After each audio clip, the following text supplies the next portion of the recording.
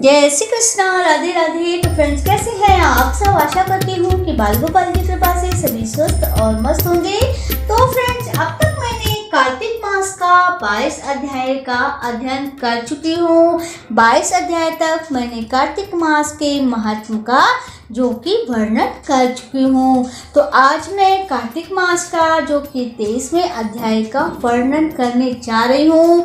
22 अध्याय में जो कि निकला था कि भगवान विष्णु दत्त ने भगवान की आराधना की, चोर राजा ने भगवान की आराधना की और भगवान किससे प्रसन्न हुए और किस तरीके से भगवान उनकी परीक्षा ली और कैसे उनको दर्शन दिए।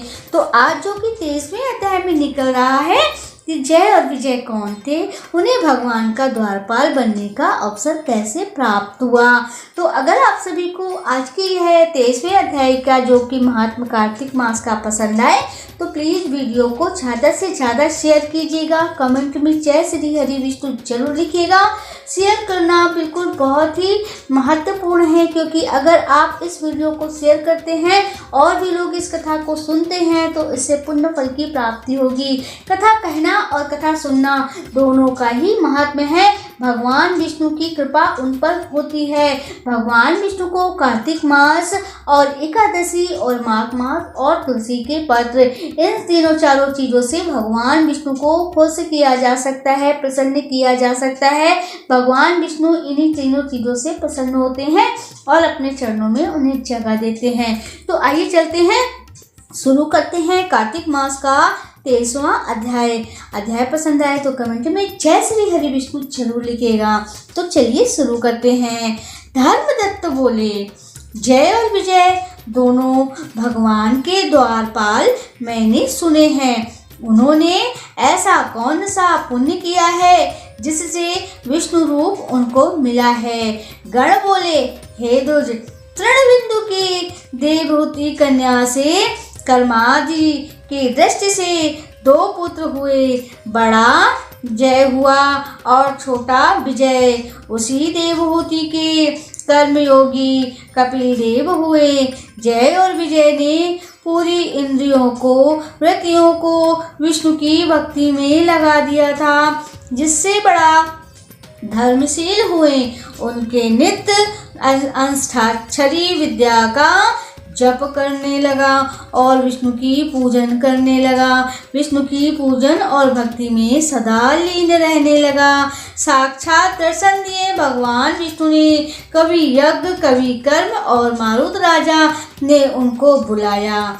वहाँ यज्ञ कराने में जो कि बहुत ही चतुर थे, उनको देवता और ऋषि भी पूजते थे। वे कहाँ गए? उस यज्ञ में जय ब्रह्मा और विजय याजक हुए। फिर संपूर्ण यज्ञ का जो कि पूरा किया और फिर मारुत ने यज्ञ करके पूरा किया। फिर मारुत ने यज्ञ का स्नान करके उनको बहुत सा द्रव्य दिया। उस धन को लेकर के अपने आश्रम को गए। भगवान के अलग पूजन और प्रसन्न करने के लिए उस धन को बांटने लगे। तब आपस में स्पर्धा करने लगे। जय ने बोला, कहा दोनों को समान भाग में करना चाहिए, और विजय ने बोला, इसको जितना मिल गया वह उसी का है। फिर जय ने अपने चित्त में सोचकर विजय को श्राप दे दिया। द्रव्य को ग्रहण करके नहीं देना चाहिए, इससे ग्रह को या विजय ने जय को श्राप दिया। तूने मद में आकर अपने भ्राता को श्राप दिया, जा तू भी हाथी बन जा। वे दोनों नित्य पूजन के समय भगवान को दर्शन करके उससे सारा समाचार कहा और श्राप की निवृत्ति मांगने लगे कि हमें इस श्राप से मुक्ति दिलाओ। और बोले, हमने आपके भक्त में जो कि ग्राह और हाथी योनि में कैसे जाएं, जिससे कि कृपानिधि इस श्राप को लौटा दीजिए। श्री भगवान बोले, मेरे भक्त के वचन कभी झूठे ना होंगे और मैं उसको कभी टाल भी नहीं सकता। पहले प्रहलाद के लिए खंभा में प्रकट हुआ, फिर अम्बारीश के वचन से 10 प्रकार के प्रकट हुआ। इसी प्रकार से तुम दोनों अपने किए शापों को अनुभव करके मेरे मद को प्राप्त हो गए हो। यह कहकर अंतर्ध्यान भगवान हो गए। गण बोले, फिर वो दोनों ग्रह और मादक बनकर कार्तिक पूर्णिमा के दिन गंडकी में स्नान करने के लिए गए। उस समय शाप के कारण विष्णु को याद करके ग्रह ने हाथी का पैर पकड़ लिया और ग्रह को पकड़े हुए उस हाथी ने विष्णु भगवान का स्मरण किया, हे प्रभु मेरी रक्षा करो। उसी समय भगवान शंख चक्र गदाधारी विष्णु प्रकट हुए। फिर भगवान ने चक्र से ग्रह को मार उन दोनों को उद्धार किया और अपना रूप देकर बैकुंठ में ले गए। तभी से यह स्थान हरि क्षेत्र हो गया और चक्र लगने से वहाँ के पत्थरों में एक चिन्ह हो गया है। और ब्राह्मण जिसको तुमने पूछा वे दोनों जय और विजय संसार के प्रसिद्ध हुए। वे दोनों विष्णु के प्यारे होकर द्वार पे इससे धर्म यज्ञ तू भी नित्य विष्णु के व्रत में स्थिर होकर भगवान की पूजन कर कपट माया और जंजाल को छोड़ करके भगवान विष्णु की शरण में जा। समदर्शी हो जा।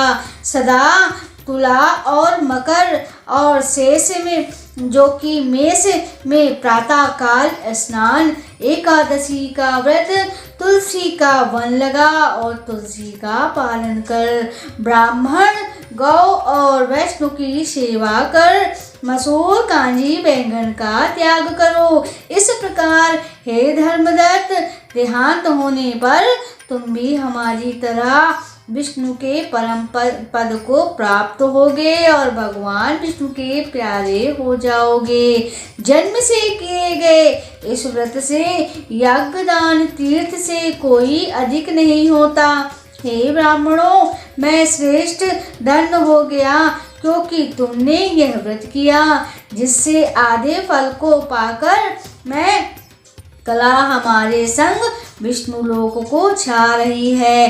नारद जी बोले, इस प्रकार धर्मदत्त से कहकर वे विमान में बैठकर दोनों कला समेत बैकुंठ को गए।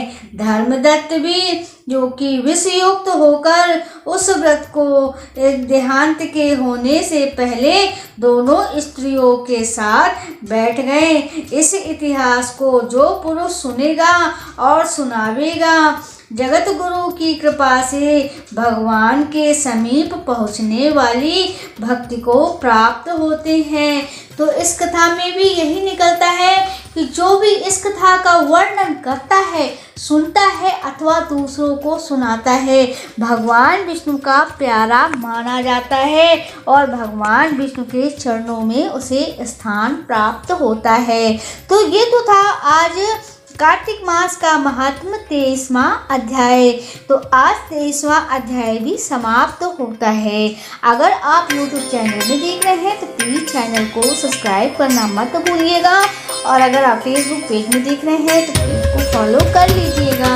लाइक कमेंट और शेयर भी कीजिएगा। नोटिफिकेशन ज़रूर ऑन कीजिएगा और ऑल कीजिएगा, जिससे हमारी सभी वीडियो आप तक पहुँचती रहें। अपना बहुत ख्याल रखिएगा। हम फिर से मिलेंगे एक नए वीडियो और एक नई जानकारी के साथ। तब तक के लिए जय श्री कृष्णा, राधे राधे।